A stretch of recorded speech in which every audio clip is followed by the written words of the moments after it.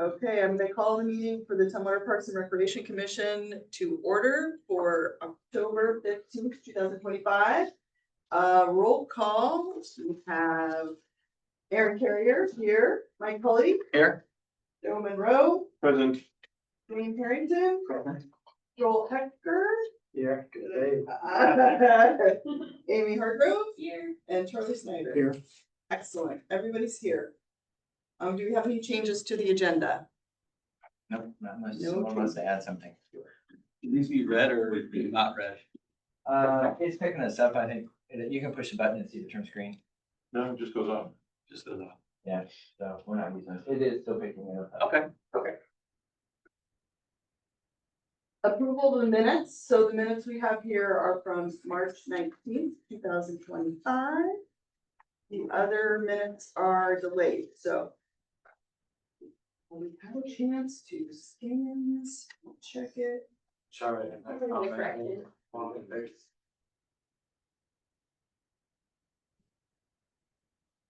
We did make one change of, that's not loaded in there, from your election of officers, and it was listed with Mike and it's actually Charlie. Right. I was gonna say something. Charlie. Yeah, and the cover page still. It still says it wrong too. Yeah. Yeah, So we'll make those changes. So if you approve the minutes, it would be approved as amended. okay. We have a motion to approve the minutes amended with, Charlie Schneider as vice chair. So motion. We have a second. And all in favor of approving those minutes as amended? Aye. Any opposed? No, excellent. Okay, So if I can interrupt again. please do. We have a new method of keeping minutes in the city. So I have to write stuff down. So who was the second? Were you the second on that? No, I first Me did. first. Yeah. Joel second. Okay. Unanimous.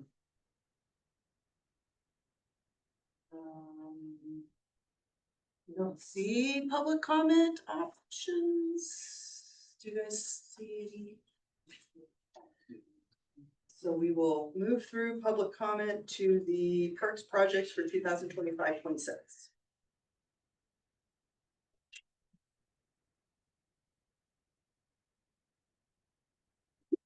Okay.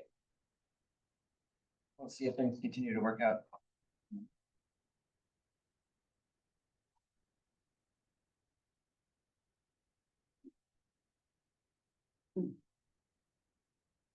Good, we'll go with that. So, running through things that we've been doing and are doing and are going to do, just to catch up on stuff. Some are bigger than others, but I thought I'd just touch on a few of them. The Brewmaster's House. Yeah, I don't know what status we told you in March, but the Brewmaster's House is done. So the fire from several years ago, everything's been repaired. The plus side of that was, well, one, that it's all paid for by insurance. It was just over $1 billion, but the other plus is that the entire inside of the house has been pretty much redone. So all the floors have been sanded and resealed. Every wall and ceiling was stripped down to the clapboard and then resealed, and then new historically correct wallpaper installed. And if you've ever spent time with a group of people trying to pick out historically correct walls, quite a process. Not every room is the same. So that's the plus side. The minus side is that everything in the house had to come out and be fumigated.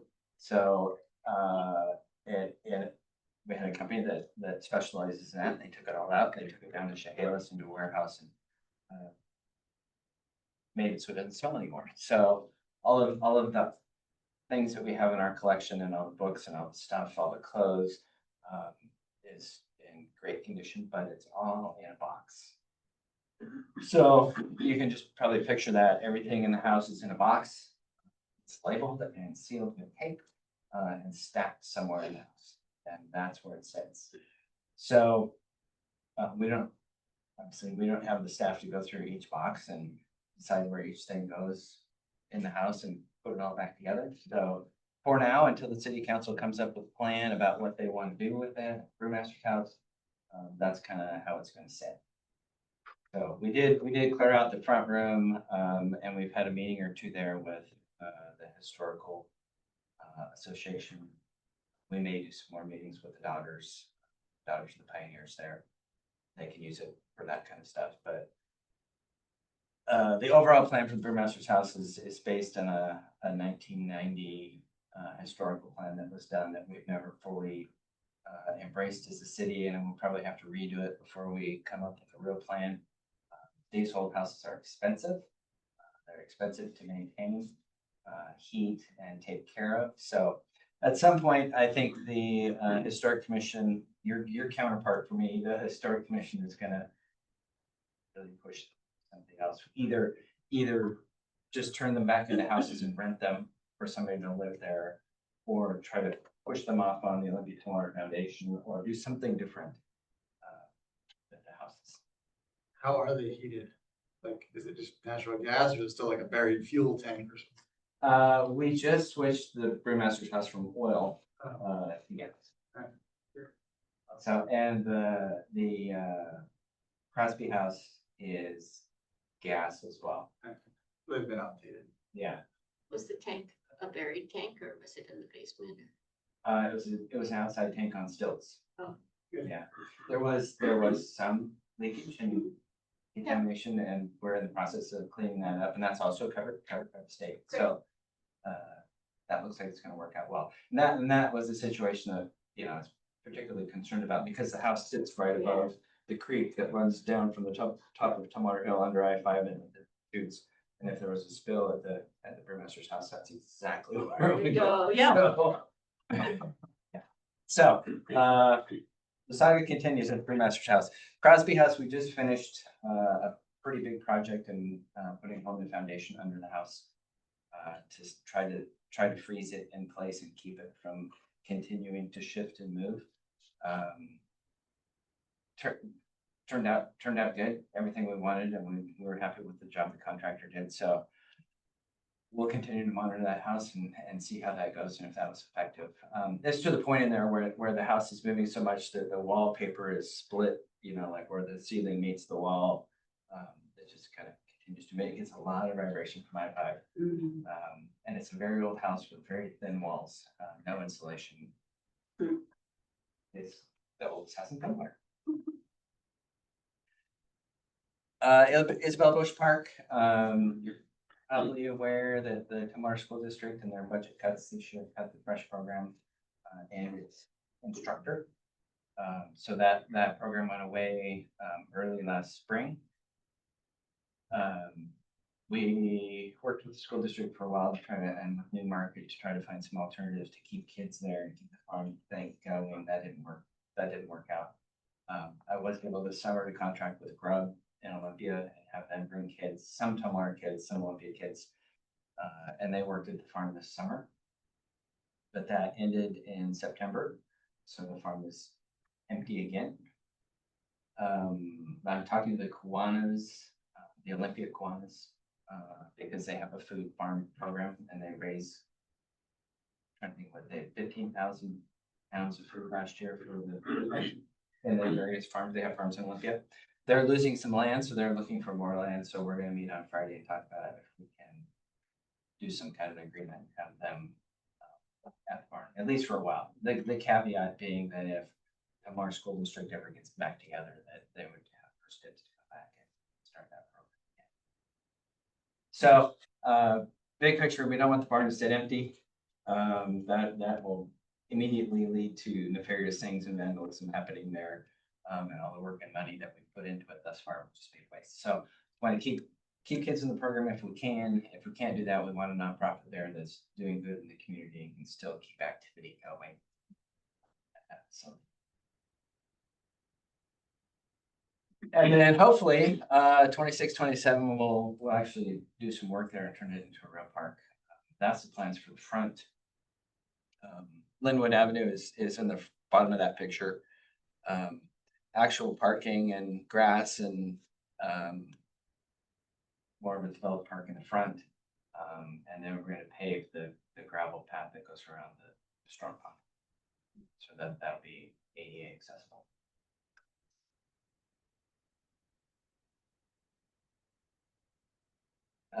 Trails and Park, I think you're all very familiar with that. We're in the second contract with RW Droll, Bob Droll's company, to do actual construction documents for this park. So the master planning process we went through with him and his staff went out at the Kaufman property where we had the public come and tell us what they wanted in the park, that whole process. That was the master planning process where we come up with a really pretty drawing like this and say, hey, this is what we want. And then from that, then we go into actual engineering design where we come up with the plans basically and all the detail and what we want, what kind of irrigation system, how's it gonna go, where's it gonna be, what kind of heads, what kind of grass, what kind of landscape, what kind of play toy, all those things listed in the bid specs so the contractor can come in and work off that and actually build what we want. So it's a long process to go through all that, but we're doing that now, and that will be done probably late spring next year. And then depending on the timing of the actual public works shop that's going to go on the other property across from this, it'll probably be 2027 construction. Charlotte Schneider.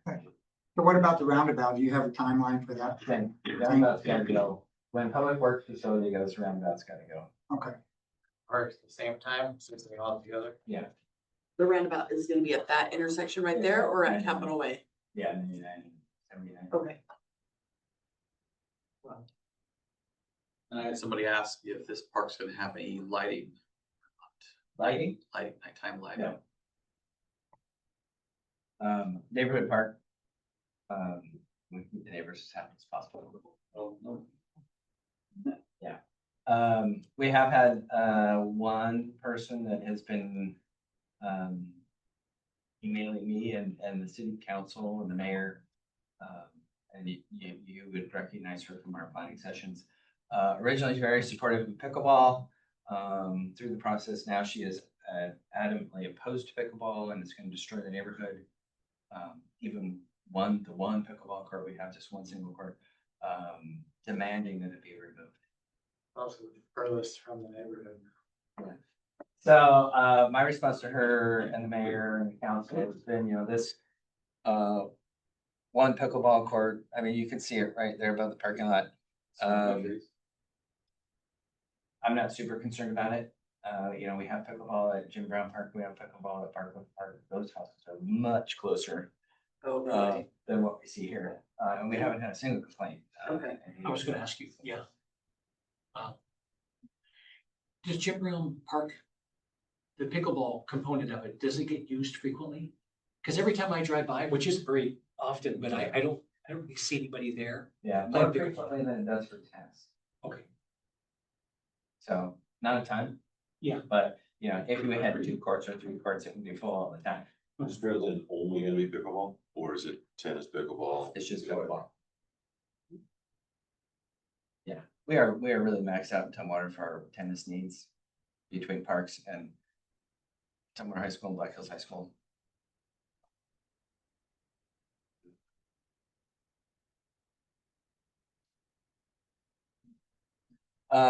Community center. Yeah. So, and you may have seen some stuff about this recently. We had Barker Rinker Seacat in town on September 23rd. To come to a council meeting.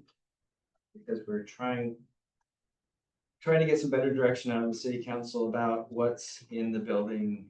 And where the building should be. So, we gave them a presentation on day in the life. I'd say the majority, if not all of our council has never been to a community center, especially a community center like we're talking about. Maybe they've been to the Olympia Center, but a multi-use, multi-age community center. When I tell them, hey, we want to have 3 basketball courts, the reaction I got was, well, are you going to play basketball 10 hours a day? Why do you need 3 courts? So then you have to go into the whole discussion. Well, they're not just basketball courts, right? There's a myriad of things that you can do with a high ceiling, flat floor, whether basketball, volleyball, football, tennis, baseball, indoor soccer, so many things, plus special event space. So we went through every aspect of the facility, from the senior center and the hours and the operation of the senior center to, how meeting rooms evolve over the day and how they may start out with seniors. They may start out with like mommy and me classes or yoga classes or whatever, and then go into seniors and then go into classroom space or after school space and then cooking space or whatever, every room evolves, and the goal is to keep every room busy all day long, because, the underlying part of this whole facility is that it has to make money all day long, right? Because it costs a lot to run it. So there's a revenue element that we have to keep at the highest level possible. So no space sits empty. We're continuing to turn it over and make that work. So we spent a fair amount of time going over with them, how the facility lives and how it evolves every day of the week, 7 days a week. And then the second part was where do we put it, right? So we had talked about,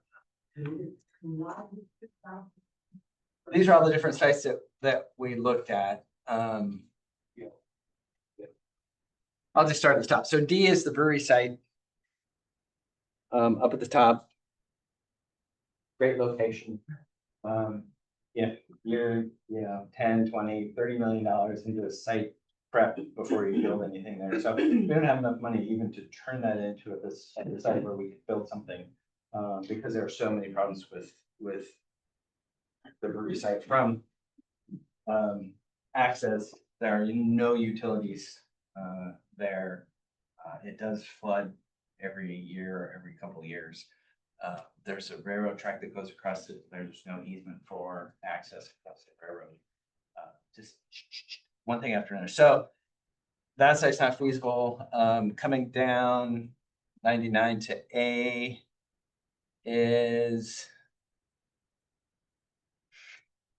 And that. Yeah. Hey, look at that. To C. Okay, that's the DOT site. Still a viable site, the DOT site. It is contaminated, right? And we're working with DOT and ecology and our own environmental consultant on what it's going to take to clean up that site, who's going to do it, who's going to own it, what kind of money's involved, who's going to pay that. Obviously, DOT is on the hook for cleaning contamination, whether that money comes from DOT or ecology to DOT or how that works. We'll see. We're not going to pay to clean up the site, but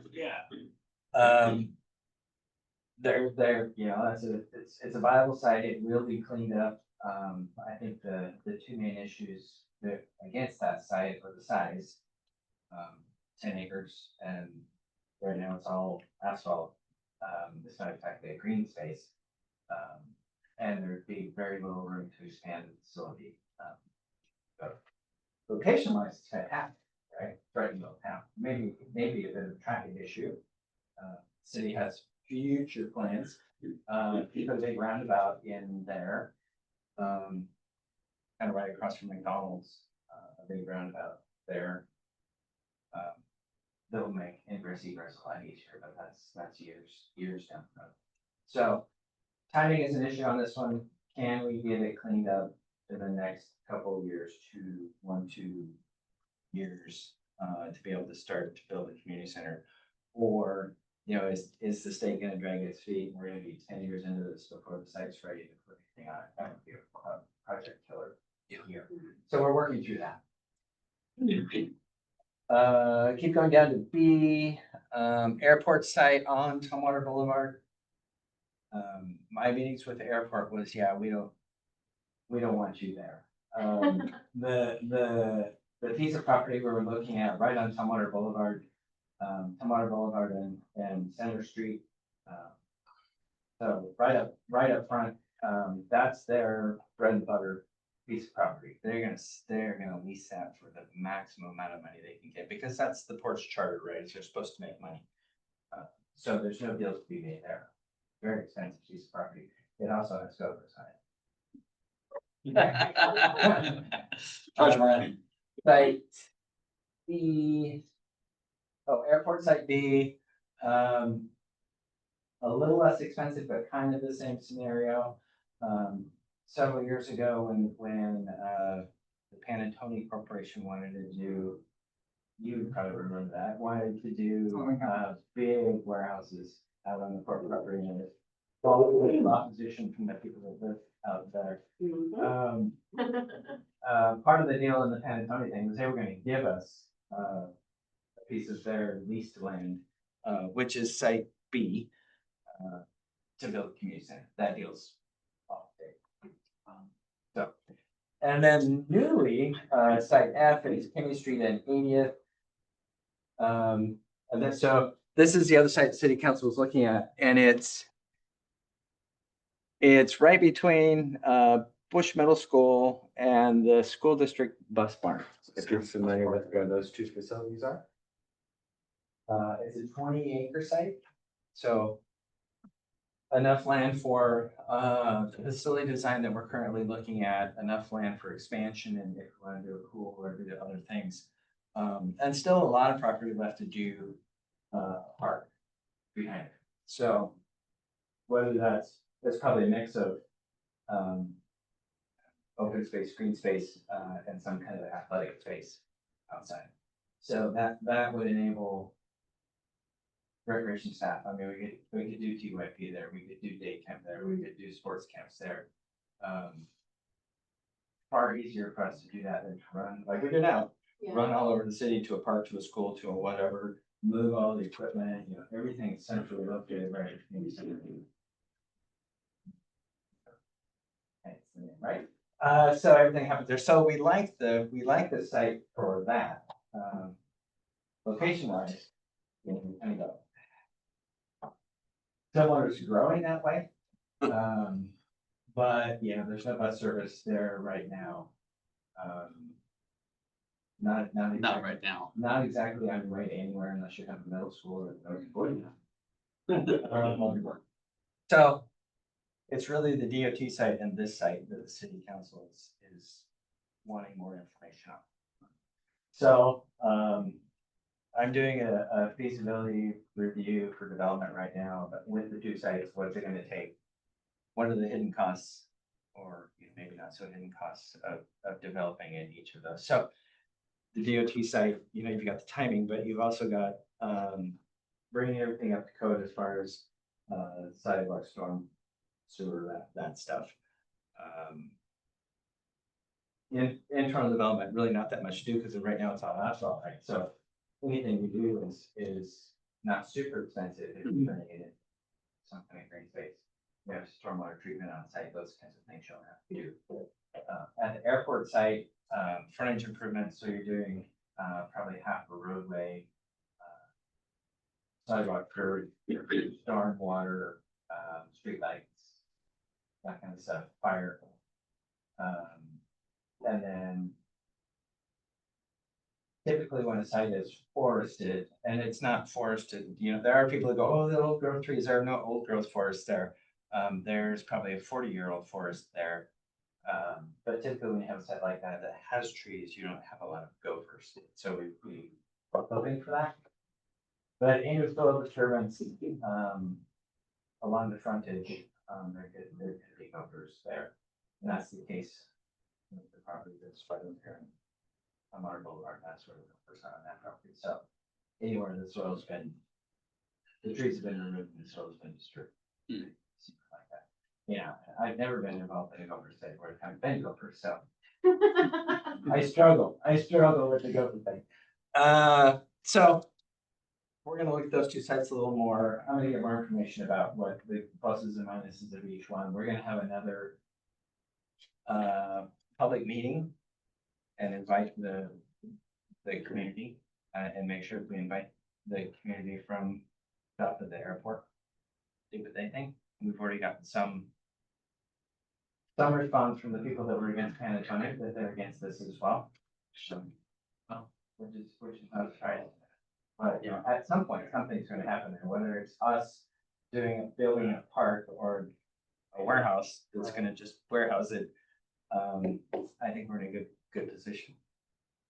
I I'm somewhat familiar with that area, Uh-huh. but I wonder what the zoning is. That's the part that I don't know, meaning 93rd, you have those new warehouses and the big one on the south side by the Ace Hardware, but then that's kind of a little bit of a shortcut when I'm tired of freeway driving. I get off on 93rd and I zip around there. And I share that because I've seen some newer housing developments that are kind of high density in that, along that street as well, but approaching up by Bush Middle School, you've got that logging thing kind of along the freeway side. Yeah, I heard today that that's one of them. Yeah, the port's doing a study right now to make sure they didn't contaminate it. Yeah. That's good, because that's kind of scary for the kids, because it's really close across from the school there and trying to shuffle around in that area. It's just, there's a lot going on, a lot of industrial kind of stuff and.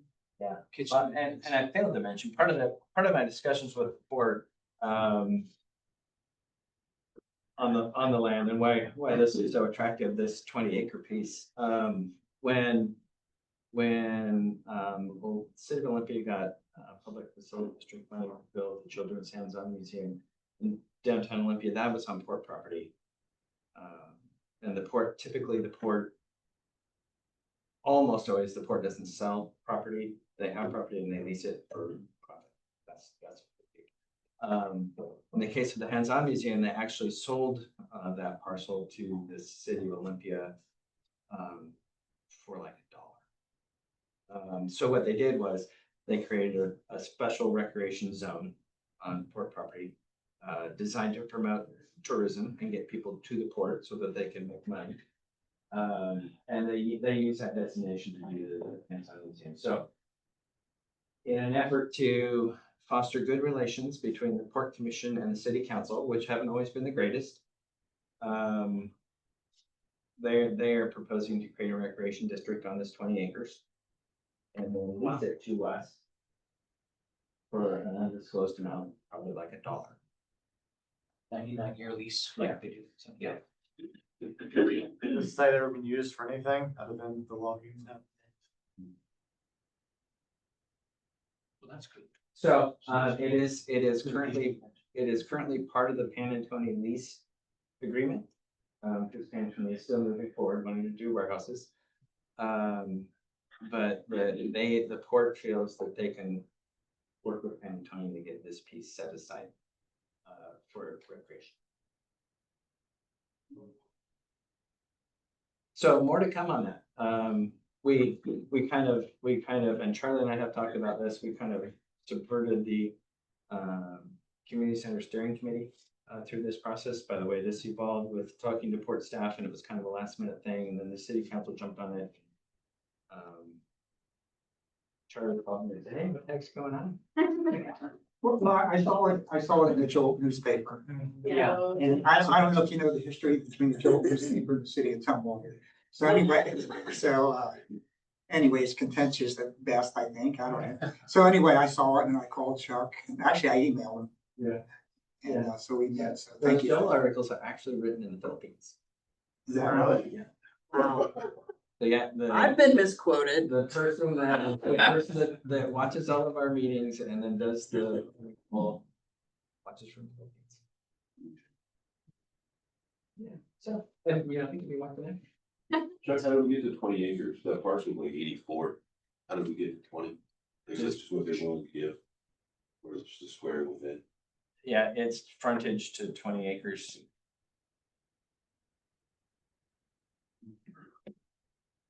So more to come on that. So are we going to have more steering committee meetings? And we'll have at least one. The sooner I can know that, the easier it is for me to get off work to be there.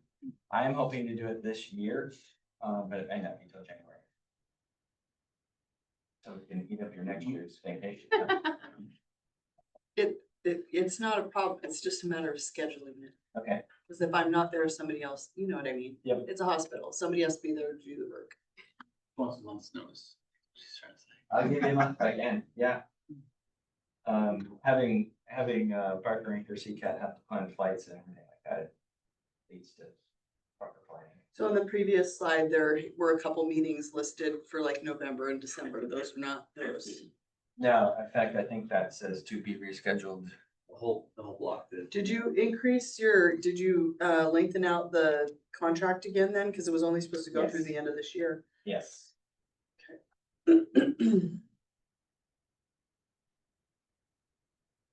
Theoretically, if the port is getting rid of or taking back that pulp mill across the street, could that be an option too if this one's out there? It's big. Yeah, it's right next to I-5, there's that issue, but I bet it's contaminated. What do you say? What they did in that area though was just store the logs. They weren't Store actually them, doing anything. store There them. wasn't any treatment of them or anything like Yeah. that. So it was just their lumber storage area basically. That's a pretty narrow strip though. Yeah, I don't know how big it is. It's waste. Yeah. Just throwing it out there. Does Okay, the it's city back. consider, actually putting in some sidewalks and stuff? Yeah, I would love At to least see to the- sidewalks to the middle school. Yeah. Well, yeah, connect to the bus barn. Yeah. so I guess I could have done that.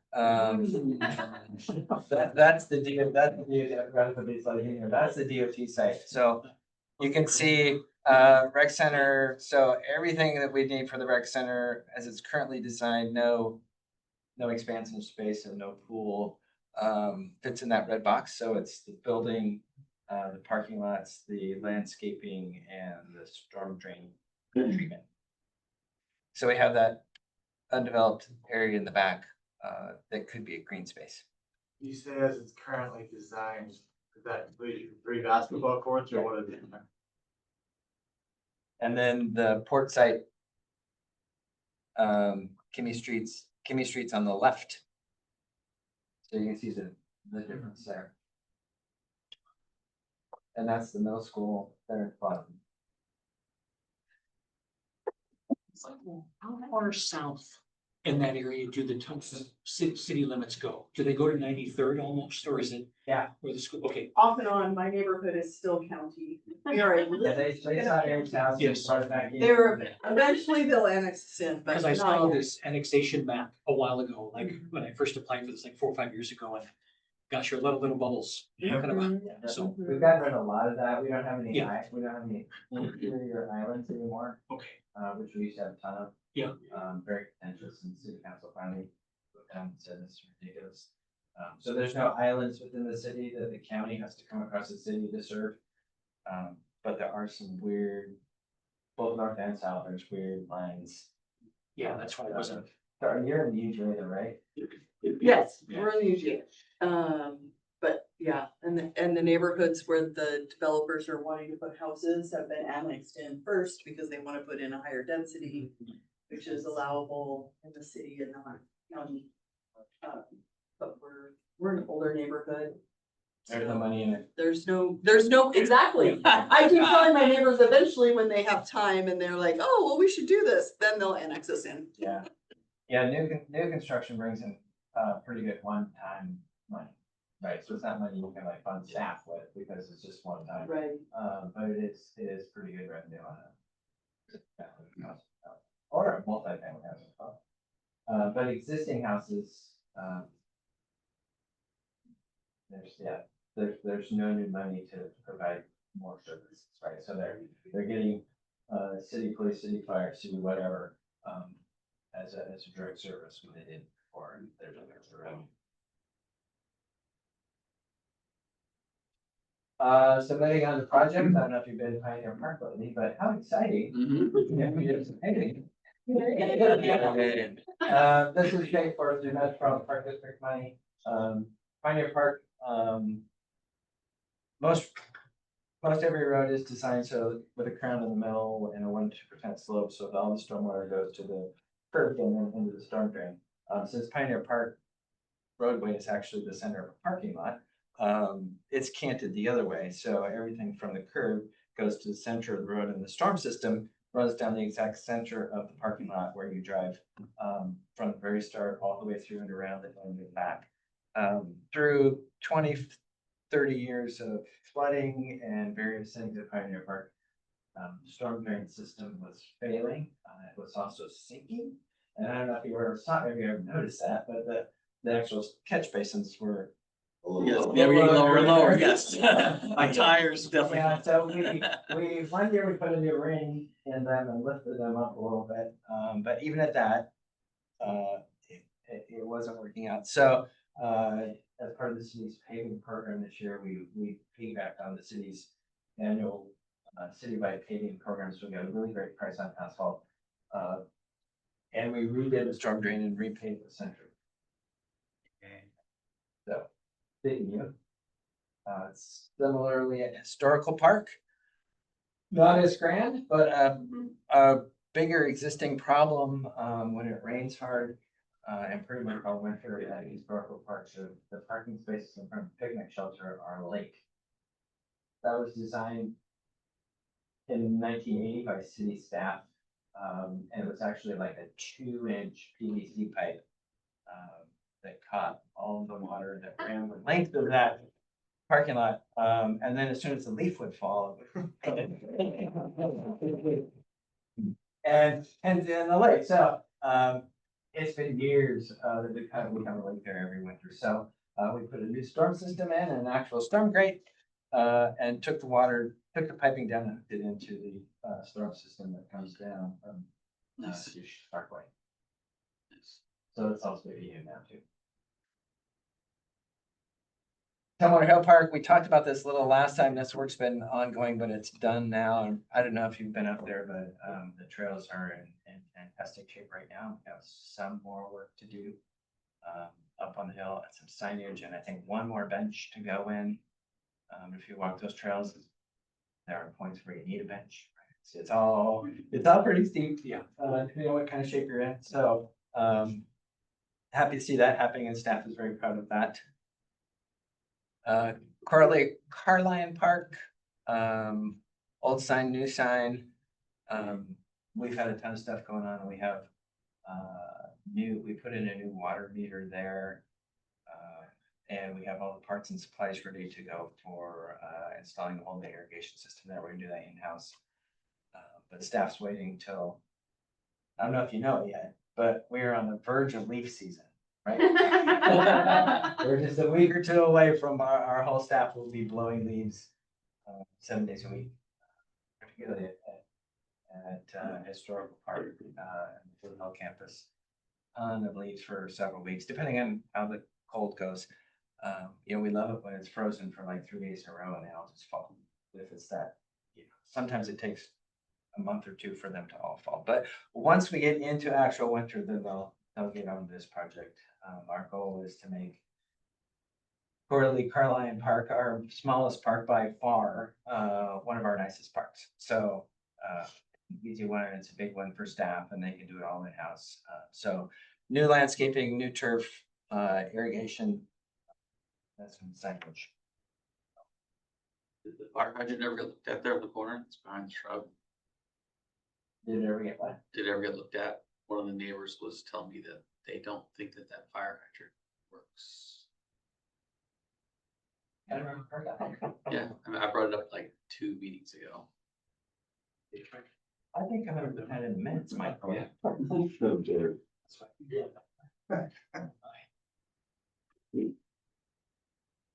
I'll find it.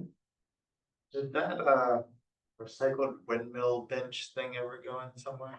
You know what I'm talking? Yeah, I do, and I'm battling with them. They are on the verge of going out of business in Ohio. Yeah, evidently that was a great idea that's not working out so well. You may have heard that the city is purchasing the parking lots at the old brewery in the valley. That closed yesterday. So, I'm not sure I would say we're the proud owners, but.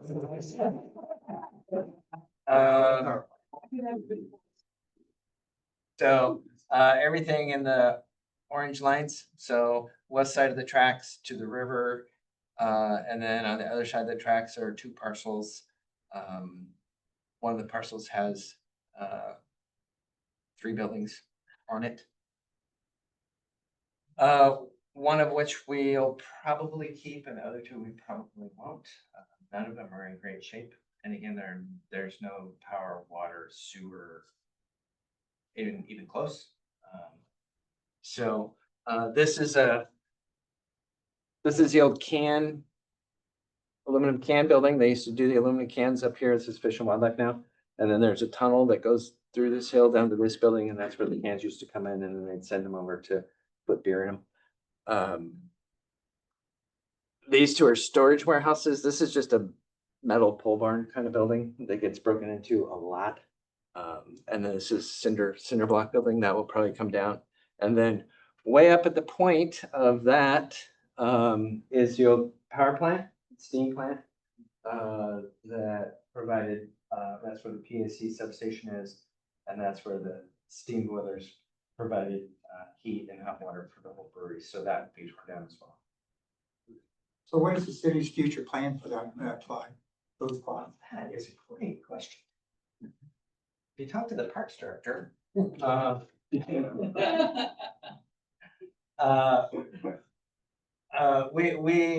of any plan is that we still need to use it for parking for special events. We need it for access to the backside of the golf course. Because you can't get to the back nine from the pro shop with anything heavy. Anything heavier than a quarter-ton pickup truck, you have to go the way around. So as we have emergency services, or we need to take a dump truck or an ambulance or anything out to the back nine, that's the way we get there. We have some obligation to the craft district, and their permitting for their development there. They have a need for parking as well. So we're working on a parking agreement with them. So that doesn't mean that we're gonna pave the whole thing, right? It's still seasonal parking and it's still limited parking, so we're gonna be looking at Grasscrete in a couple of different ways to do parking and still improve the environmental conditions there. Because right now it's not all, a lot of it's paved on the west side, but it's not all paved. And what's not paved is compacted crushed rock and oil and diesel and whatever else we put on it to keep the dust down. And it's virtually impervious the way it is now. So the plan is to take some of that out, and create a more pervious surface, but still be able to park on it. You now cross over the railroad tracks, or based on that line into there, we can't? So there's no easement across the railroad tracks. Lots agreement with Union Pacific doesn't transfer with our purchase. So we'll have to do our own negotiation with the railroad about crossing the tracks. They're not interested in a public crossing because that impacts their business, because that's a place where they now have a safety issue. It's kind of a, we don't care, we don't have to, with the railroad. Lot had a limited agreement with them that they could cross the tracks at their own risk, for business purposes only. So we get one exception for like 4th of July. I was able to work with them on the 4th of July and get permission to cross the tracks only because that's the one day that trains don't run. So we were assured that there wouldn't be anything coming through. Brewfest, we cannot cross the tracks. So, there's all kinds of issues there with Patel's giant warehouse building and what would be the access to that. And as the city eventually puts a road across the valley to Cleveland Avenue, what's the access from that road down to the valley? How does that work? There's all kinds of things going on there. So your original question was, what is our plan? We have a committee that's forming with local realtors and business people, and perhaps you were contacted about that. Okay. To kind of look at all the options and what could it be and what's going to work best and what doesn't work. So they tearing existing buildings down because of safety issues or homeless issues, or you were talking about they were gonna take some of those buildings down? Well, yeah, we have no use for those buildings, Okay, and they are a safety issue. okay. So, we could, one, there's the railroad track issue, right? We can't actually get to them on a freeway basis. But two, yeah, we have a need for storage, but those buildings aren't secure enough. And when someone will go to the lengths of tearing the siding off of a building to get into it, it's really hard to lock things. So with the power plant, my understanding is Lot was like giving some amount of money to help with the demolition. of Right, this building. it's the estimate to tear it down is about just over $1 million. So there was concession to us in purchasing it that we would tear it down if they took that off our bill. Yeah. So we're doing an environmental assessment down there. We're in phase 2 environmental assessment. Nothing horrendous has raised its head thus far. But we'll see. What's the total acreage of those? I don't know, Shane. That's a great question. I knew Lot had land down there, but I did not realize it was all of that. Cause they're originally gonna build another. Right, yeah. And they just decided that wasn't gonna work for them, huh? They haven't needed it. But it was nostalgic about. The left lot is 18.5 acres. I knew. That looks like a blank. I think it does very. Right. And This Valley Court's gone. It's got a lot of years. 1918. So. We have, having been through this 1,000 times with a bunch of different developers and what's gonna happen at the valley, my view is that in the end, everybody's gonna go, geez, it's gonna be a park. Let's tear it all down, and it'll be Tumwater Central Park. So expensive to develop. The warehouse building is in not good shape. At least half of that would have to be torn down. And then, as a developer, you look at that, it's in the floodplain, there's access issues, there's no utilities, I gotta tear it down to rebuild it. All that, and then you look at the port property and say, I could go out there and build exactly what I need today for less money, why would I build there? And that's been the problem all along, right? So I don't know what makes that property attractive. That was back then. So we'll go through a process, we'll talk about it again and we'll see what conclusions people come to. Did we skip over to Shoots Valley Trail? Intentionally or? Do I even have that on here? Yeah. Oh, I do have it too. Yeah, we did. I don't have a slide for that. I can't talk about it. Well, does this tie into the Valley Trail at all or No. not so much? No. The Shoots Valley Trail is on the other side. We are, I shouldn't act like I'm more excited because I'm super excited. I've been working on Shoots Valley Trail for 25 years. Yeah, it's been a while. We are moving into construction design. So not the pretty picture, but the actual, here's how we're gonna build it. Here's exactly where it goes. Here's where the bridges are and what they're made of.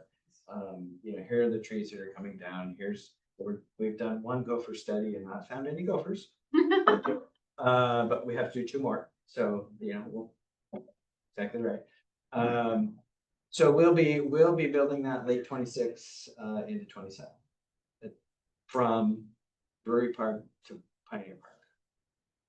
Huge project, seemingly so simple. You think you hire your cousin and go out and put down a strip of asphalt that's 10 feet wide, and call it a trail, right? Not that big of a deal, but it's hugely expensive. We're gonna be up towards probably $13 million, $14 million to do this. Still, Yeah, Gotta be there's 3 bridges, one that's 600 feet long over the Deschutes. So there's a lot that goes into it. We're on top of a lot of wetland buffers. We go through wetlands, through forests.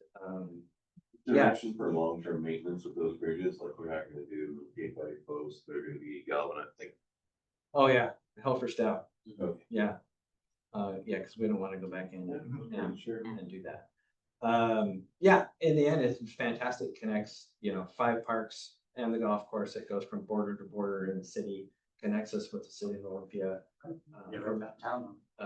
Part of the plan that I've been pushing the whole time is, since it passes to Shoots Valley Park, which is where we get our reclaimed water at the tank for the golf course, is to connect onto that and put it right next to the trail and hang it from the bridge, and take reclaimed water to Pioneer Park so that we can start using it there. That'd be great. It's great for a lot, and it's great for us because we're not putting drinking water on soccer fields. Sure, budget wise, 3 of these, you said 26, 27. Oh, it's a busy time. Yeah. Every other department in the city is adding staff, so I'm counting on it. You're gonna be busy. It's nice that somebody has money. Yeah. Yeah, the Parks Department is not adding any staff. Hey, by the way, how's the new facility? Have you been there? Oh, no reason I didn't. Well. Oh. And Show we- up. I'm just Yeah. gonna say, wait till my last slide. Oh, okay, cool. That's warm and party. Lots of space. I'll bring a quiche. Hey, look at that. I know that part. We may not have any money for staff, but we do have money for new Slides. play structure at D Street. So this is the design of the toy. Better picture right there. It fits within the existing space, which was critical because it's concrete. The border is concrete. So all told, this is about a $46,000 toy. You've got. Is that installed too, or Looks just? like I was gonna say, That's just the toy. that's just the toy. Well, with shipping tax, install new surfacing, fall surfacing, it comes to about $58,000. So this is on order and we hope to have it in by the end of the year. What do you do with that lantern looking thing on the right? Is that Oh, climb that's inside? it's a spinner, isn't Spin it? around, yeah, you can spin around. Is that hanging in the air? No, it's attached to the ground. Oh, it looked like it was That hanging. was hanging over the slide. You had to jump to get to it and then land on the slide and, you know. There's something like that out for in Fort Worth. So that's a great story. Not so great story. This is the toy we have designed to replace the toy at Pioneer Park. So I don't know if you're aware, we are certainly very aware. We took out more than half of that toy this summer as yeah, it was the old school big toy made out of cedar, right? So it lasted, well, the first one got arson, right, and burnt out. So we put in this one in like 1998, 99, somewhere in there. So where those posts are in the ground and they go through floods, they're rotten. And it got to the point where staff came to me and said, okay, we're not comfortable with this anymore. And they're all certified safety inspectors for play equipment.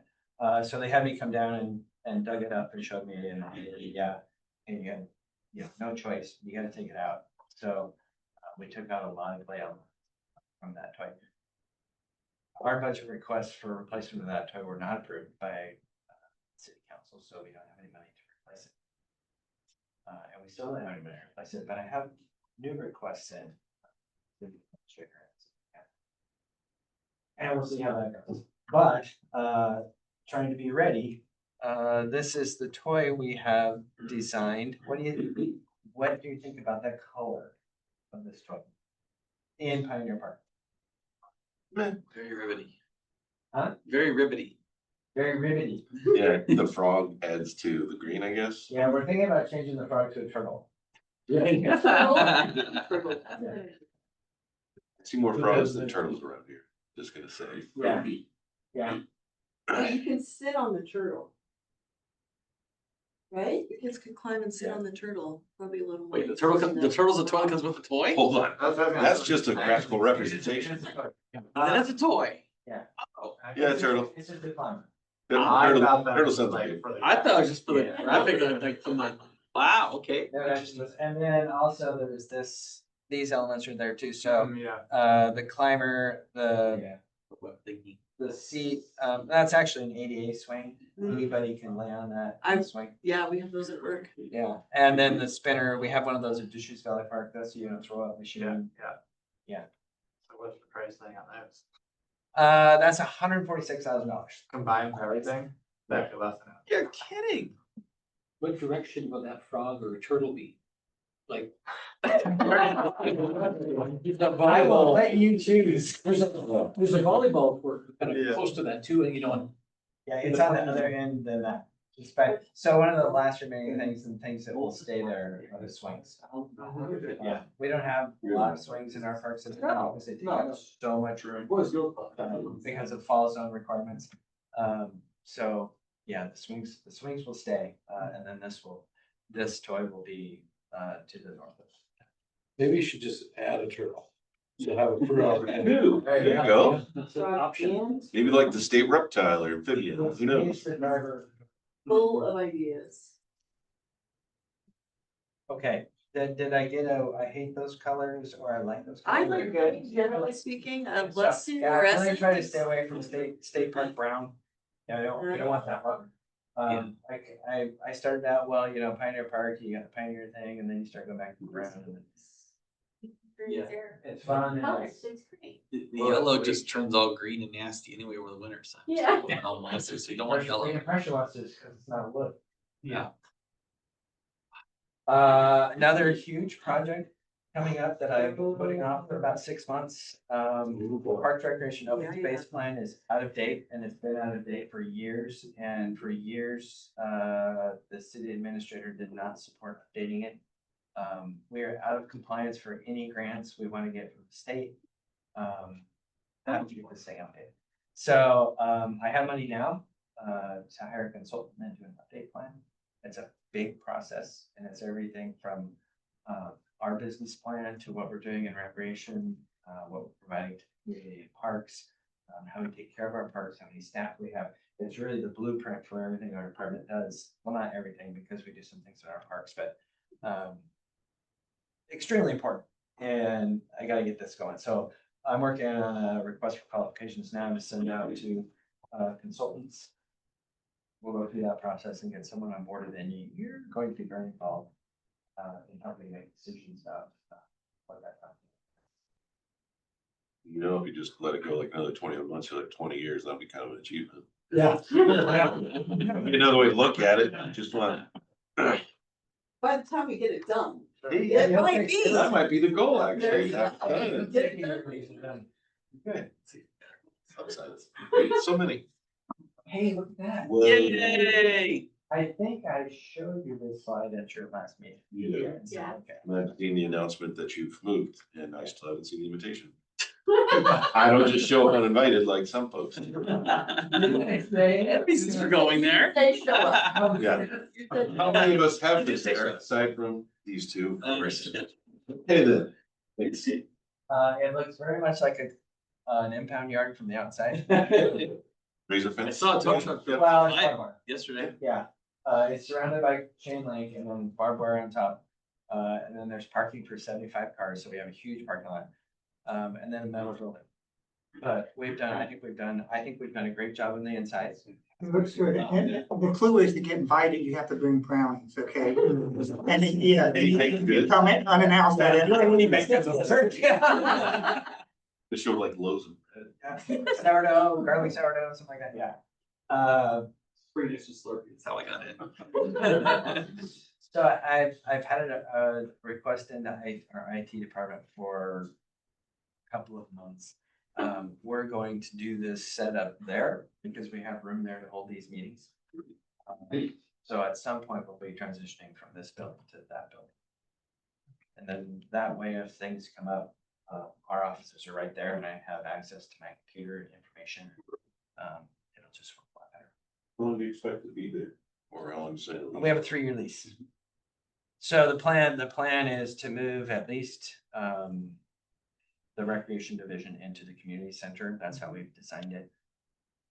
Where I go, where admin goes, there's room in the community center, or depending, we're also, another hat that I wear is doing facilities. We're also doing a study to try to plan out how City Hall is going to expand because City Hall's full. That's why we had to move. Yeah. And it's still full, so we're doing a use and expansion and a safety plan for City Hall. And I think that's all for me. You have a question? Tumwater Middle School property behind that school, you didn't mention that, so is that on the back burner for the future park development? It is, as soon as Trails End Park is done, Okay, then it's that part. okay. Yeah, that was the first property purchase I did when I came to the city, 1995, we bought that property for a neighborhood park. And we've been sitting on it ever since, drives me crazy, drives Pete Komet crazy. If you bring it up. First time I ever had my picture in the paper was the purchase of that that part. Yeah, dark hair, yeah. My Um, mom was still on Yeah, council your then. mom's on council, Yeah. yeah. So that is a frustration to me, but, yeah, it's important to get that going, and everything is set up. I mean, the easement has been approved, working with the school district. We have our utilities stepped out all the way to the site from Oak Brook Road. It's ready to go. What's We the just acreage need- one? It's a 17.5 acre site, and we're developing 6.5 acres, because there's wetlands and buffers. And then, we're not providing access to Trosper Lake. Because our frontage of Trosper Lake is 35 feet. Sandwiched in between private property, and the people in Gold Great. Creek. Yes, it is. Are none too excited, about the park being next to their houses and the riffraff that comes with parks. They also weren't And- excited in 1995. Right. I heard all about it. Yeah.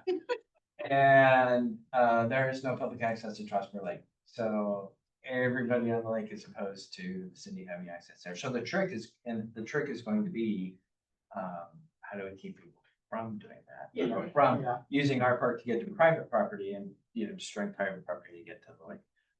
Our frontage is wooded, and then once you get to the wetland prior to the lake, it's like another 20, 30 feet of cattails.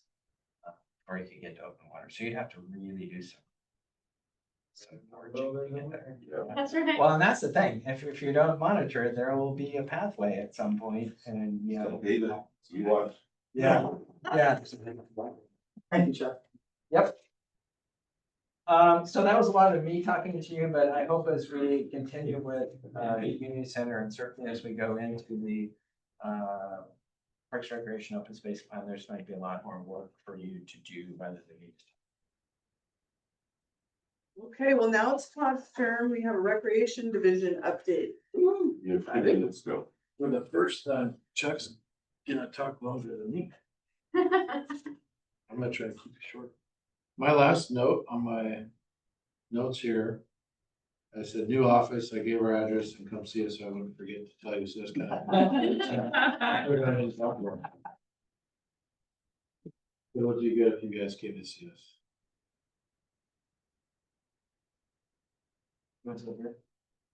Sure.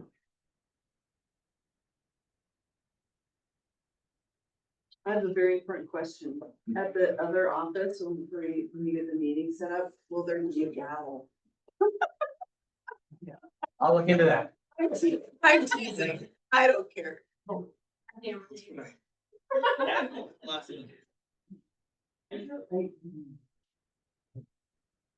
Okay, well, thanks for having me tonight. I wanted to give an update, kind of what happened this summer on the recreation side of things, and then talk about fall and winter. And I have a little slideshow. Good transition. You're gonna go, you'll see some maybe later, but we had a busy summer. The first one I'd like to talk about is our day camp and teen camp that we had at Peter G. We ran 8 weeks there. We were full all summer, and this summer we upped our numbers to take close to 70 kids a week. For our day camp, we used to take 50, 55, but the need is great, and so we added some staff and added more, so same site, just more building space that we're able to use, and that went over well. And at the same site, we have our teen camp, and we get about 13 kids there a week doing the teen camp, and the kids pretty much, it's home base for the younger kids. They do go field trips every week on a bus, and then we have 2 teen passenger vans that we can shuttle them around town, different parks and stuff, but and then for our teen camp, that's their home base, but then they're off in a van most of the day, and then they come back. But the Peter G has worked out really well for us. And we filled up in pretty much 2 days for all our camps, which was a first. So the need is definitely there. We had 621 campers for the summer. And then we offered exactly 50 classes to the community this summer, and we had 735 participants. Those are sailing classes, dance, bricks for kids, gymnastics, riverwalk tours, yoga, those kind of classes that we offer throughout the year. Final attendance, did you have to turn anyone away? There like 10, 20 more people to go or? We did have a waiting list, but it wasn't anything like last year. So it was like 4 or 5. And 1 or 2 for teen camp each week, but a lot better than last year. Last year we had several that didn't come.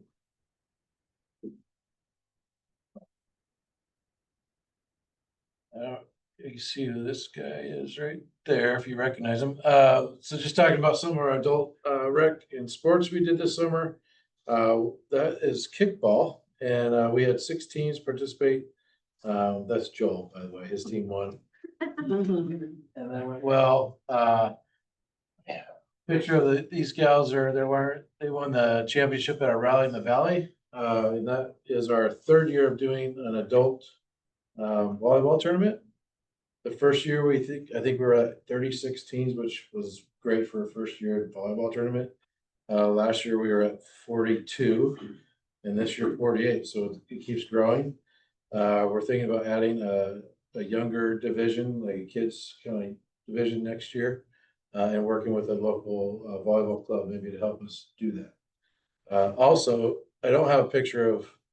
I forgot to have a lot of pictures of dogs. We have dog days happening at the same time as Rally in the Valley, and that's over on the other side, kind of where the playground equipment is, and the volleyball courts and the baseball fields. We have food vendors, veterinarians, art vendors, and it's an event for dogs and or pets and their owners. And we have about 1,000 people down there. It's really cool. Twin Star, or now Peak, it was Twin Star, is our main sponsor. They sponsor 5,000 for dog days and 500 for Rally in the Valley. They have about 25 staff that come and help volunteer for the event. They run a kind of a little trail for people and their dogs, and they have gifts throughout the trail with Peak now, with Twin Star giveaway goodies for the dogs. And then Toyota pays for some vaccines, and so we gave out. Let me see. I have down how many we gave out. Yeah, that's me, Nancy, myself. That's for the animals, the dogs, the vaccines. Yeah, we gave We stand yeah 80. in. So we gave out 13. 80 vaccines. Was a donation, and the Deschutes Animal Clinic did that, but Toyota paid for those. So that was pretty neat. We had 33 vendors, and then Eric Zabala, our State Farm, was also a sponsor. So really cool events. We did, so this was our 4th year, I believe. And the first year we did, it was kind of rainy, but we had about 500. Last year it was a little up from that, but this year we definitely had the weather, and we got hit over 1,000 people, I think. So really cool, unique event. I encourage you guys to come check it out if you haven't, but it's a lot of fun.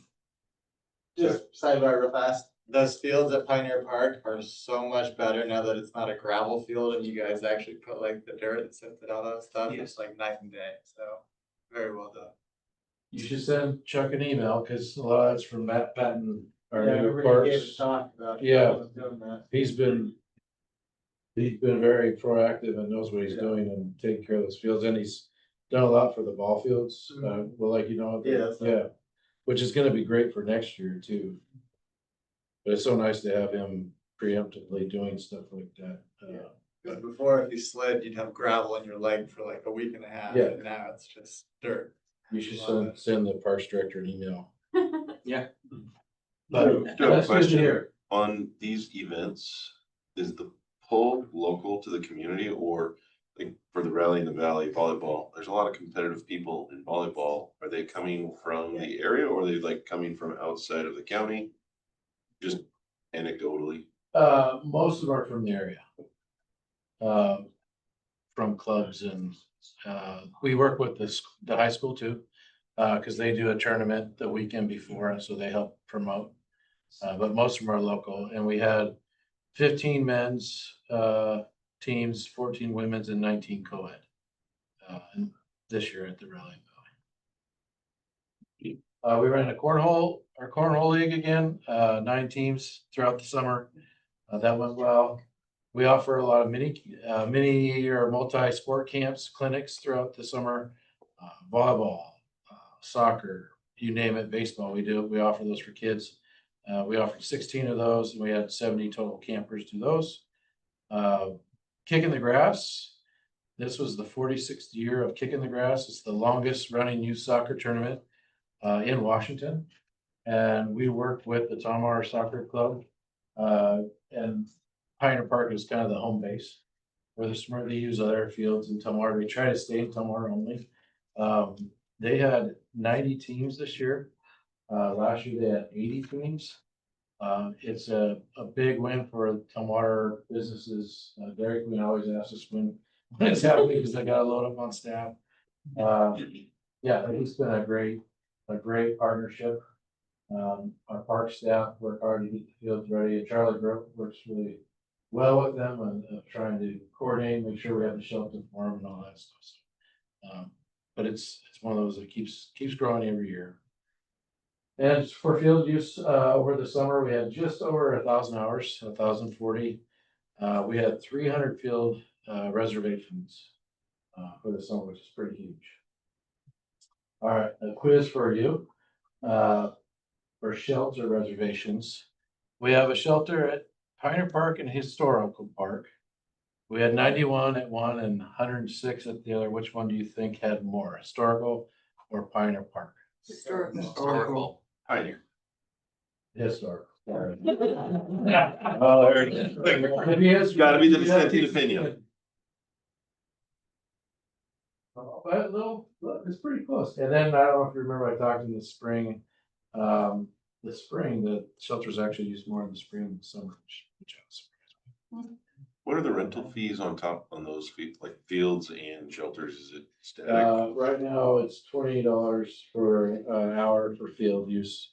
And it's 50 for 5 hours for the shelter, and 5 to 12 hours is 75. But it's going up. Are all the shelters rentable? Like the one that's in? Just those Okay, two. just those The two. rest is first come, first served. Is there a booking system you guys use for those, or is it, you gotta call and deal with the staff? Yeah. Deal with What's the least burden for you? Is like there an online portal for people just to go in and say, see the field availability and book them? You have to book with us. Not to get too far into it, but like for field reservations, it's very competitive, right? Yeah. And no one wants to pay. So if you have the ability to go online and see when the field's open, then you're gonna go, hey, let's go. We're not gonna pay. We're just gonna go because we know it's open. Yeah. And that's doodly. Yeah.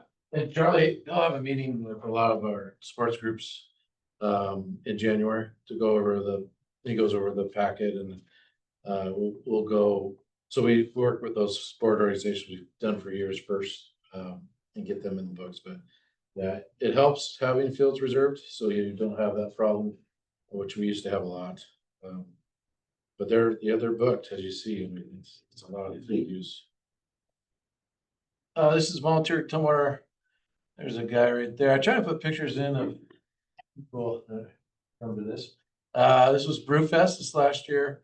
And this in the middle is our cleanup drop-off event we just had a couple weekends ago, first Saturday in October. And this right here is our cemetery, which I'll talk about. We've had some cool stuff happen in there over the year. So let's see. So we do matching grants and neighborhood grants. We do Adopt a Road, our stewardship program with, you can adopt a park, you can adopt a road. You can adopt a neighborhood. If you want to pick up garbage in your neighborhood, we have that. We give you the supplies, whatever you need.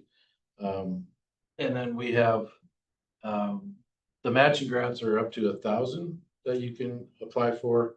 And then if you wanted to put like a neighborhood party, those are $250.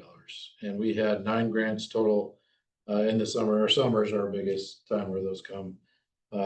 8 were events, and then 1 was a project this summer for that. Our kudos stats, so that's cleanup drop off, which when I first took over the volunteer tumwater program, I was surprised how well attended this thing was. You know, I was like, who's gonna come and shred paper? Well, a lot of people come and shred paper. And then we have the food bank here and people donate a lot of food and it's just a neat, you can drop off your medication, you can recycle batteries. And you can yeah, or yeah, one guy tried to pick up medication this year, but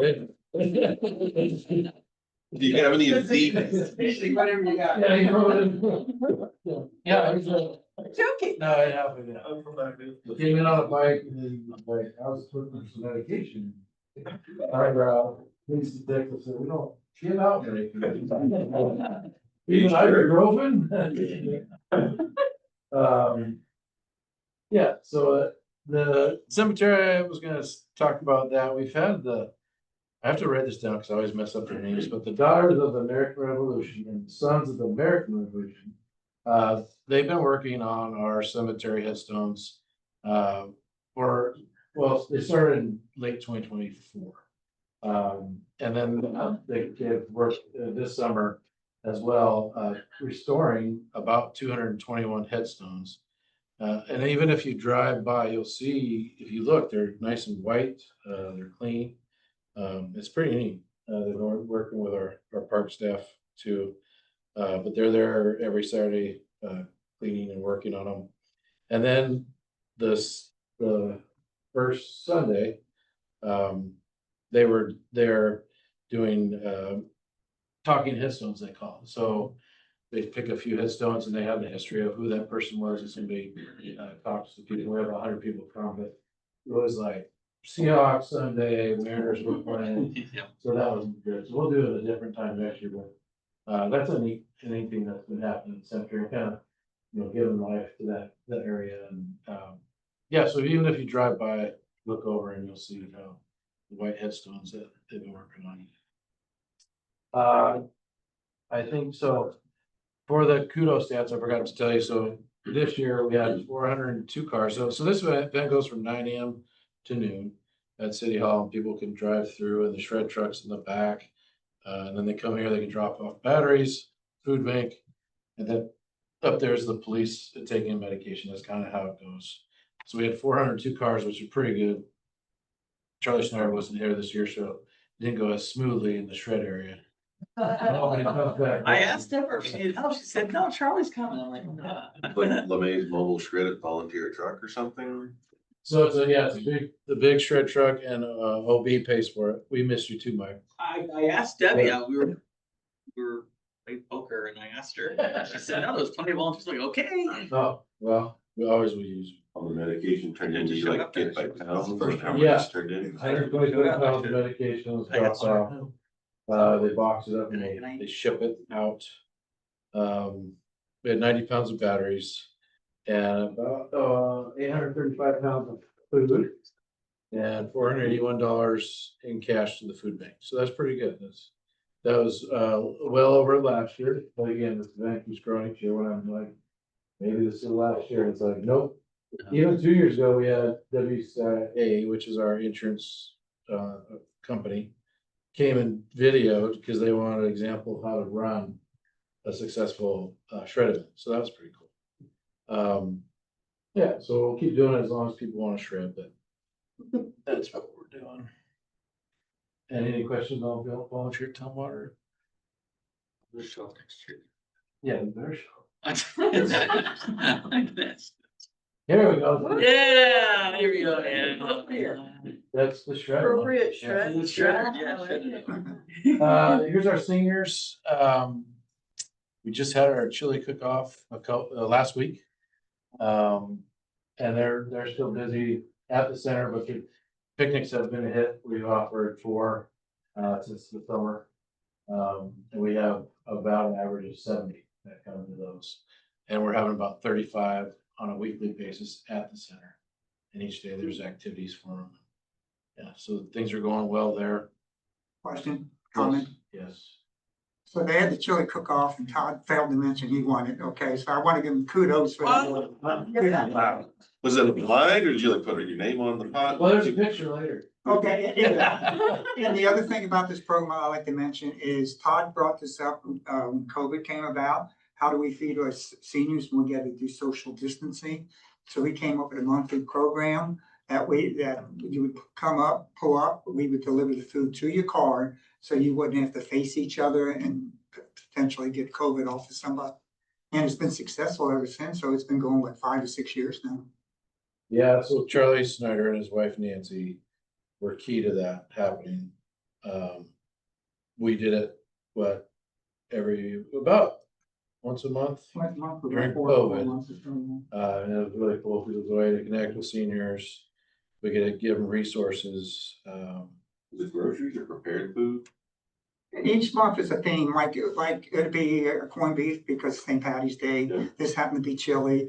And then so what we have, we usually did it Thanksgiving one time, we Yeah. did it Christmas at once, so, Spaghetti one time. We yeah. would so- do what Nancy would be willing to cook, like her lasagna was famous. Yeah, Charlie made really good corned beef and cabbage. Yeah, we would play on the month too. But we would have one to-go containers.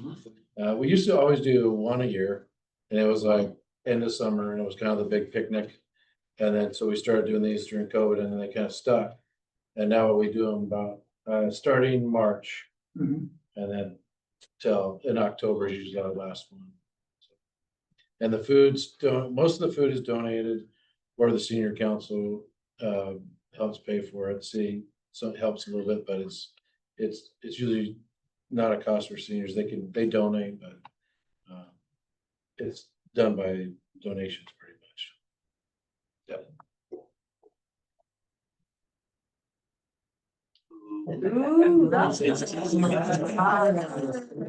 aren't the normal ones, at least. The extra pack, it feels like. So talking about our arts program, we did do a few cool things this summer. We offered Arts and Parks, and that's partnering with Hummingbird Studios, which they are an inclusive art studio. And so we rent the shelter out for them at Historical Park.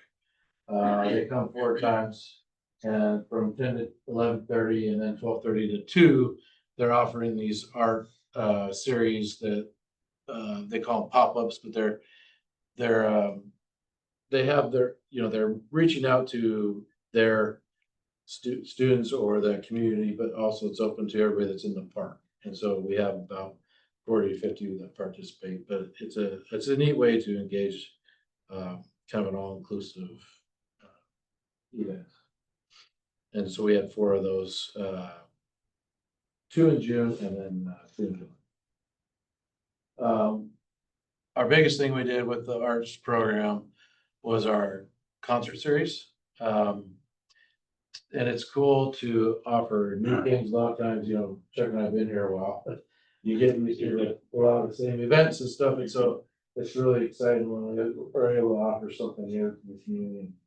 This was one. There were some challenges, but a lot of opportunities. ACU came on board. They were our presenting sponsor. They were excited. They're excited for next year to partner with us. But we had 4 nights, and we did one per month this summer. We were able to start opening the brewery parking lot on the August 28th one, because they tore some of the parking up top. They dug it out, and so the first time we opened, we had about 50 cars that parked in the lower brewery to use it. Yeah, it was great to see lots of positive comments to the community. Between 200 and 300 is usually what we saw at these. If you guys ever been in the craft district where, the grassy, the kind of grassy amphitheater, we put a stage down there and had bands playing. So it was great. Yeah, and so we're looking to do that again next year. ACU's on board, but we're gonna do like a 4-week series. Cause we did feel like, you'd have one month and then it was like, we gotta wait here. And so we're gonna do 4 in a row, and it's gonna be kind of in July. So after the 4th, we'll hit those 4 Thursdays. knock them out. That's the plan. A good idea. Yeah. Yeah, I think ACB, That's- yeah. I didn't attend the first one, would like to, then I just have. We also learned, so the last one, we wanted to do kind of a kid focused band because school started and stuff. Which was okay, but a lot of people that had come before were expecting kind of a different, not a pirate singing band, so. The sunscreen song was really good. Yeah. So there are teachers up in Seattle that played this band when we hired them to come. They were great if you were like this tall. So we did have some like that came and left early. So we won't do that, but you live and learn as you go. But it was really neat. Something cool that's happening in leading up to probably this winter and then in early 2026 that will involve you. We don't have an arts commission. We don't really have a staff to support another commission. As you see, sometimes, it's hard to support you guys very good. And so we're talking of how do we move forward with, because a lot of the arts plan is dependent on the approval of the Arts Commission with public art, and one is utility wrapping. We want to start utility wrapping. So we are gonna work with students at Newmarket to design some examples of artwork that we want to put on utilities wrapping at some of our parks. And then we're gonna bring those to you and you get to decide what ones you want. So be ready and start setting up an art. So it's pretty neat that Newmarket's gonna be on board with that, get the students involved. So that's gonna happen. And we'll do probably 3. Well, historical park, probably Pioneer Park, and I'm not sure. The one at historical park is really big.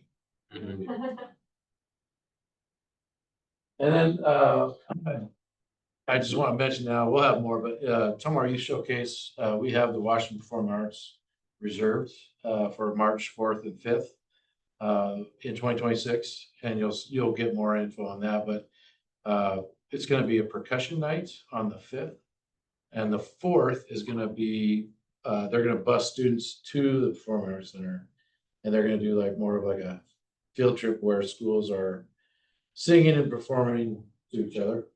And then on the 5th, it's going to be a nighttime where the parents can come, and it's going to be percussion focused, and Tomar Hill Marimba is going to be on there, and so it's going to be neat. And not Twin Star, Peak is sponsoring that again this year. Well, I hope so. I meet with them in November. I think they will. They did last year. So that's Come With Arts, and we do a little thing called the 4th of July. So this 4th was great weather. Our theme was Great Outdoors 4th. For the parade, we had over 80 entries. Yeah, it was a good, for our parade, we have it's between 8,000 to 10,000 that come out for that we figured out. And it was a busy one. And then we go, oh, I didn't forget to talk about the festival as well. The festival, we have the parade, then the festival down at the golf course. And we had it was almost 14,000, between 14,000 and 15,000 that came last year for the festival. And the Squad Red One Casino is our $35,000 sponsor of the fireworks, which was huge. So yeah, it went well. And then of course we have Brewfest, and that was August 16th, and we changed to end at 7, so we went 1 p.m. to 7 this year. We used to go to 8. I thought that was a good change. Chuck did. We had about 3,500, and that was pretty good. If you remember, the weather was terrible on that. Like, was it Friday? Yeah, Friday before. So that might hurt numbers, but still pretty good. 3,500. Chuck has worked with the brewers, and we had over 50, which is great. I think the year before we were just over 40. So it's becoming known as the best beer fest brew in the Washington, I think. at least that's what Chuck hears from the brewers. That's what we hear from the brewers. Be nice to participate. So if you guys participate, let us know. It was awesome. Okay, good. Yeah. And I was only there for a couple hours. Yeah, if you look at the map, really it's a chance for adults to come and drink and act like a kid, you know. We have a lot of activities. We have inflatables, bubbles like cornhole. So it's not just drinking, but I mean, that's big. Even the foosball's always. Yeah, foosball. So it's a lot of fun. I keep thinking we're gonna get 5,000. So next, We'll get that. we'll get. The Great weather event. to cooperate. I saw that parking lot and it was full of cars. Yeah. I don't understand the part. We also had our movie nights screen on the green. We had 4. We showed 2 in July and 2 in August. Our first one we had was at Toyota. And that went out really well. They're our main sponsor. They have AstroTurf on the side of their building because they did some concerts last year. And it was a great experience and they loved it. So we'll do one again next year with them. How did the new screen perform? Amazing. Yeah. I think that was probably the most thing my staff are excited about, especially Chad and Charlie. Yes, thank you very much. 20 years ago, this commission bought our first one. And then you just replace it with a really nice one. And it's so nice you can blow it up and that's it. You just plug it up. You don't have to have a generator the whole time. It's wind resistant, so it's not falling over with a little wind. The sound is great. And instead of 4 speakers, 2 speakers is just as loud. Yeah, I can't say more things positive about it. So thank you again, but it worked out really good. Staff were super. And I think I have one for Falls Fest next. Yeah, we had Falls Fest. It's the last Saturday of September. So that just happened a few weeks ago. That's a great event. Huh? It was fun. Did you go? Good. Yeah, it's a unique event again. Probably different than our other ones. It's a beautiful setting down at Brewery Park. You know, it celebrates art, music, food, community. I should probably put salmon on there too, because the salmon are running. We just a lot of community members helping us. We have over 20 art vendors. Yeah, just a great time. We'll come up with, we have geofencing that we can find the numbers, but the guess is 25 to 3,500. It's probably somewhere around there, but we'll find out for sure when we get the report from, was it, Experience on. thank you. How do you track that? Somebody just like goes around and counts it. It's a cell phone tracking, Yeah, so we don't know who you are. Yeah. We don't get, we know where we know where you came from, where you live, where you came from, and where you go after the event. So like, Oh, so you now know that it's like craft, and had lunch? well, like for Brewfest, you know, we have, you know, where people came from, which is pretty random, but where they go afterwards, it's very interesting. Yeah. It was like almost 4% of our crowd went to Pines Farm. Well, they Afterwards, because they do a big party, right? So we can say how many people were sitting there, how many people, there were a couple other big places that people went that I thought was kind of odd, so. So when the DUIs come up and they ask where you've been, you can give them that information. Awkward. we're gonna get a geofencing for the 4th next year, so we'll have that information. In Chuck's house. We got his. Now, is the city working with the craft district on the art show that's in? Yeah, so the art show was connected with Falls Fest. We had it, we've tried like for 2 or was this? It's like the third. This is our 4th year. So for 3 years, we tried doing an art show with the library, and it was hard to connect the two, and so Copper Wolf, they're one of our, yes, the Copper Wolf, Wolf, they're one of our partners, sponsors, and they worked with the craft district and led the whole thing, and it was, yeah. It was a very nice meetup. Yeah. And their in-kind value of that art show was like $5,000 or $6,000. Yeah, that was, so did you go to that? Yeah, I did. Because we'd done the studio tour earlier in the summer, we had gone to that. And then they had told us about the art exhibit that they were doing for the city, so I was interested. Yeah, we're trying to connect the craft district with that event, and It could be nice to even like just to advertise it, okay, this is this art show, man. yeah.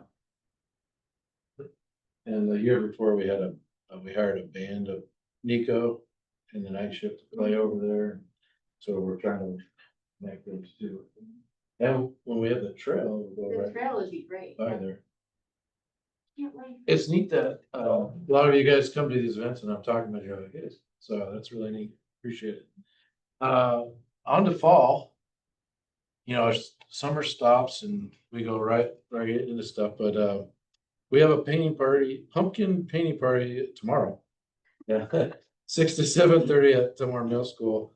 And we just got the pumpkins yesterday at Shelters in Nisqually, and it's one of my favorite days. It's so fun. You go down there and we never know what he's gonna send us in this huge field to find these pumpkins. It's a lot of fun, but yeah, he donates 250 pumpkins for us. He gives pretty much free ones to TYP, charges hardly anything for them. But yeah, that happens tomorrow. If you want to come by, check it out. It's 6 to 7.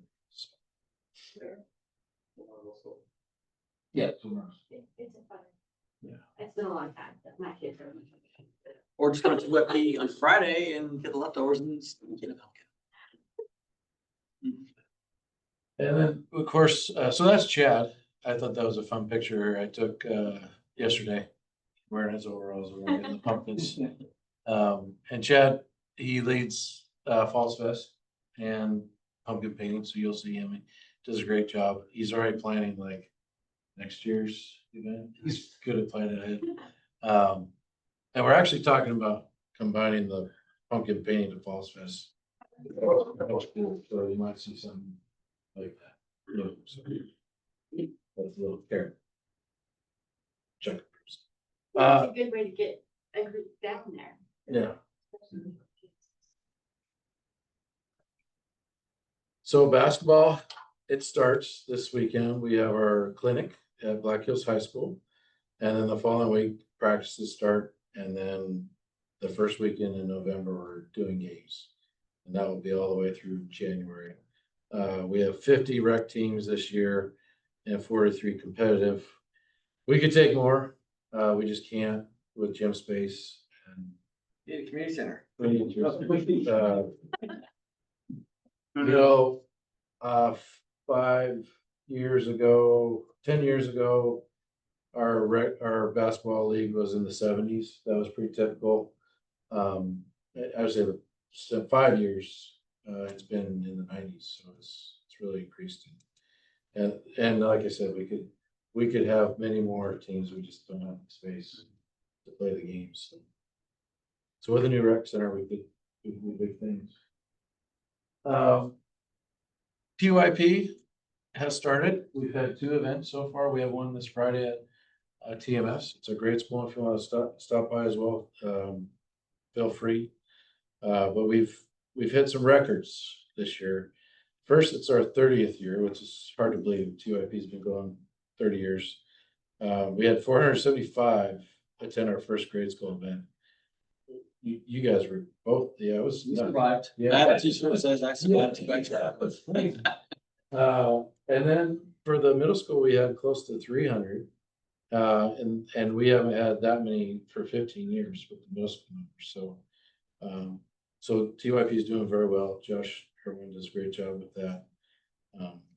Yeah, so we have that happening. And then we have our Christmas tree lighting event that's coming up on the first Saturday of December, that's the 6th, from 1 to 5:30 here. And this is fire station, and we have City Hall open with Santa pictures and some crafts, and the fires from the schools sitting in the bay. So if you've never been to that, you should come check that out as well. So that's the 6th. 6, yeah. And then my last dot was new office. Come see us. No excuses. I used to, my office used to be at Old Town Center. I was used to a lot of interruptions. And so it'd be nice if you guys came in and interrupted us. Cause I have to keep going to Chuck's office, and I don't know if he likes it very much. It's too quiet in there. No, it's a great spot. Chuck's done a great job of pretty much redecorating the whole place. And it's a nice office area, lots of space, and I think you guys would like it if you stop by. So, yeah.